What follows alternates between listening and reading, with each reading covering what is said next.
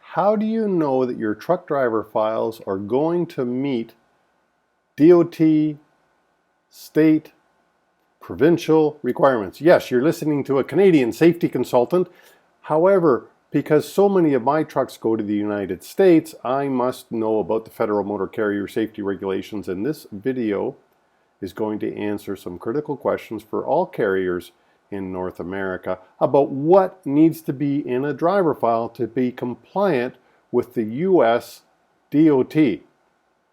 And often you also want to be compliant, there's no compliance, but when you get audited by a lawyer after a severe crash, will your files help you to refute or defend negligent hiring and negligent entrustment? Because that's what you're going to get sued for. So let's dig into it. Don't forget to like and subscribe to this channel. By liking and subscribing, it gives me encouragement to continue to make these videos. And I want to tell you that this is the first video in the series. I'm going to go through my checklist, and then I'm going to dive deep in further videos into most of the items on this checklist. So I want you to understand, for instance, when I say driver files, we're going to dive deep into driver files. That's going to be the next video. So like and subscribe to the Safety Dawg channel. Appreciate it so much. What needs to be in a driver file? Let's look at the checklist. And if you want, stop this video, download the checklist. The link is below so you can follow along. I'm giving you this checklist for free. First of all, you need to have a DQ application or a driver application form. And best practice says it goes back 10 years. USDOT, there are circumstances that it says you must go back 10 years. We're going to cover that in the following video. Next, you need a signed drug pre-employment statement. So, as we know, to drive truck in the United States, you must be part of the drug testing consortium, and you need to start that off with a pre-employment. You must have the test results. You must have the negative test results in hand before the driver starts to drive. For a Canadian company, you must have the test results in hand before the driver enters the United States. Controlled substance test results. So before being dispatched to the United States, we want you to have that in hand. 3 years of references completed. This is a USDOT requirement that you confirm or do what they call, or what is called, a driver history check, and that is for 3 years. Every other place, it is the best practice. Your insurance company for sure wants you to confirm the last 3 years of that truck driver's employment. Initial driver abstracts. In Canada, we call them driver abstracts. Some jurisdictions call them motor vehicle records, or MVRs. You need to have the initial MVR. I urge you to stamp that or mark it as an original. You never throw it out. If a driver is with you for years and years, you may get many of these MVRs, and I don't want you to throw out the initial one, because that can help refute negligent hiring, negligent entrustment. The initial commercial driver abstract. In several jurisdictions, we have commercial driver abstracts. In the States, we have PSP. So you want to make sure that you carry your initial MVRs. Again, never throw those out. However, PSP, you read the contract and do what the contract of the PSP says. We're going to dive deep into that in another video.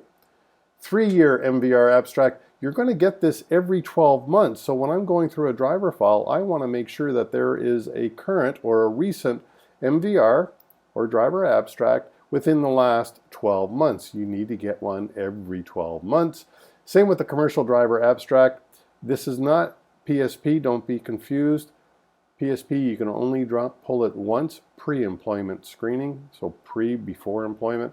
But if your jurisdiction has commercial abstracts, you need to be getting those on a regular basis, at least every 12 months. A current copy of the driver's license and the expiry. I put the dates on my checklist so that you can create an expiry list. There are many things that you need to be tracking to make sure that your drivers are current, and that is one of them. Medical due date, another thing to be tracking. Your drivers have to go for medicals. You don't want them operating your truck with an expired medical because their class of license is no longer valid. All right.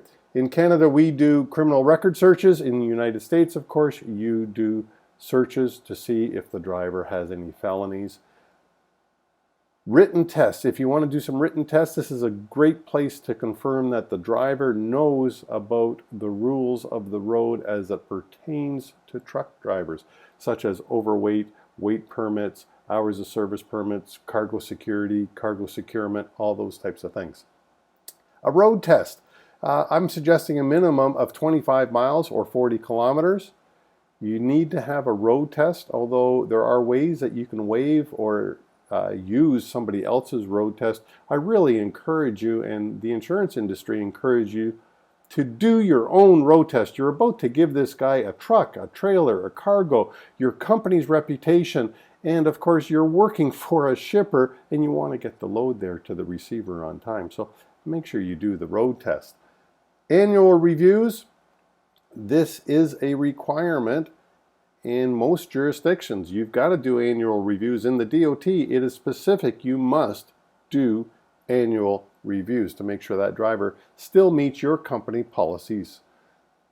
Receipt of the FMCSR driver handbook. If you give those out, the driver should be signing. The receipt goes into the driver file, and of course the driver is signed saying that he's going to familiarize himself with the regulations. All drivers should know the regulations that they're operating under, and you can prove that they do know it several ways, and one of them is the previously mentioned tests. Receipt of the company policies and procedures. Everybody should have a company policy and procedure book for the drivers, and they should be signing for that. I even go one step further and suggest perhaps a quiz for that, but that's another thing. A copy of the current dangerous goods certificate of training. In Canada, we call it dangerous goods. In the United States, you refer to it as hazmat. In Canada, we do it a bit differently. It's up to the carrier every 3 years to make sure their driver is carrying a valid license. So the training is good for 3 years in Canada. A record of driver convictions of safety laws. So all the tickets, we need to keep this up to date. A record of the collisions, of course, that is on the application form, and then ongoing, we need to keep that up to date. A record of any administrative penalties, so any license suspensions. A signed and dated PSP waiver if the driver is going to the States and if you are participating in the pre-employment screening program. Before you pull it, you need to have that signed waiver from the driver. Please, signed and dated abstract waiver. This is what I refer to it in Canada. In the United States, you might call it an MVR waiver. It's basically a form that gives you permission to pull the driver record from either the state or the province. A record of all training. As you continuously train, most companies and in most jurisdictions, the state or the province are asking you to do initial hiring training. So I call that part of the orientation. And then they also want you to ongoing training. Continue to train the driver throughout their history with you. And of course you need to document that, or if you don't document it, the training, really, you don't have any proof that it ever took place. So, and then the orientation checklist. What policies and procedures did you go over very carefully with the new driver, with that new hire, to make sure that he understood what it is that you wanted from him? So very quickly, that's my driver checklist. The link is down below.